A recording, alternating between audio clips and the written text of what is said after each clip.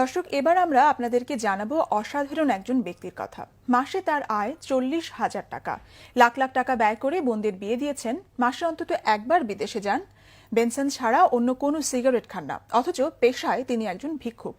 বহুরূপে এই ভিক্ষুকের প্রতারণার কথা জানাচ্ছেন সানজিদ আহমেদ। ক্যামেরায় ছিলেন আল মাসুম সবুজ।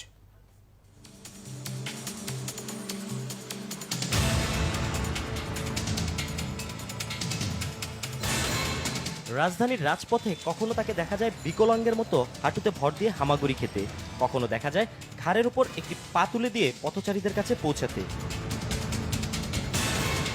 লক্ষ্য একটি, মানুষের সহানুভূতি অর্জন। আসলে এর সবই কিন্তু প্রতারণার অংশ। এর কোনোটিই তার প্রকৃত চেহারা নয়। কেন এই পথ বেছে নিলেন রাজু নামের এই ছেলেটি? কিভাবে অর্জন করলেন মানুষ ঠকানোর এই দক্ষতা? অনেক চেষ্টার পর তার মুখ দিয়ে বের করা গেল সেই কথা।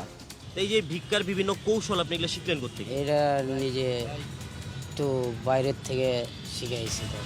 বাইরে থেকে শিখেছেন? কিভাবে, কোন জায়গা থেকে? এই ধরেন মাদ্রাজ গেছিলাম, এই জায়গার থেকে শিখে আইছি। শিখে আয়া ভাই বাংলাদেশে 5 বোন বিয়ে দিলাম এই ভিক্ষা করে? হ্যাঁ, ইন্ডিয়ায় ধরেন প্রতি মাসে 3 বার যাওয়া যায়। ইন্ডিয়াতে রাস্তাতে, দিল্লিতে, হাওড়া স্টেশনে, সব জায়গায় ভিক্ষা করি। বিদেশের মাটিতে কেবল ভিক্ষাই নয়, প্রতারণার জাল বিস্তার করে ভারত থেকেও সে আদায় করে আনে প্রতিবন্ধী ভাতা। সে টাকা আনতে প্রতি 3 মাসে অন্তত একবার যান তিনি ভারতে।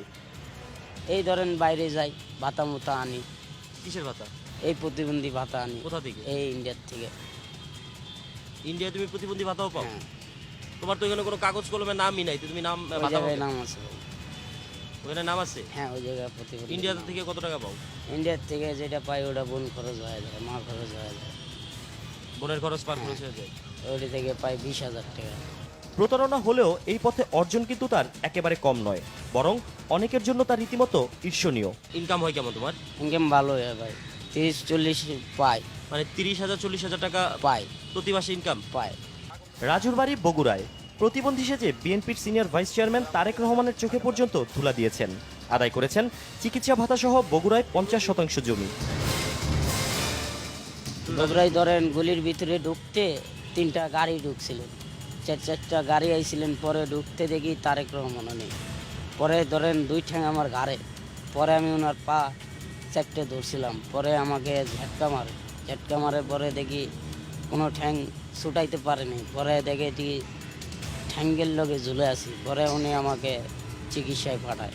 পরে উনি আমাকে চিকিৎসার থেকে পরে 50 শতক জায়গা দিছিলেন, এক বুড়িরে দিছিলেন 10 শতক, ওইটা দিয়ে পরে সব আওয়ামী লীগের মান্নান লয়ে গেছে। তো তোমার কিভাবে, তোমার কাছে জায়গা নিল কেমনে?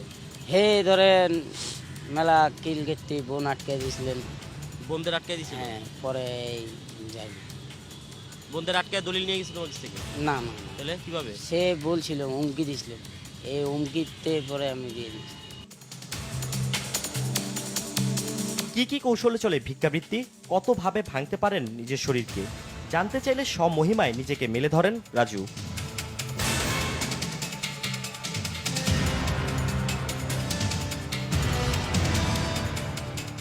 গত 8 বছর ধরে দেশ বিদেশে চলছে রাজুর এই প্রতারণা ভিত্তিক ভিক্ষাবৃত্তি। তার মতে এরকম আরো অনেক ভিক্ষুক বেশি প্রতারক রয়েছে দেশ জুড়ে। সানজিদ আহমেদ, বাংলা ভিশন, ঢাকা।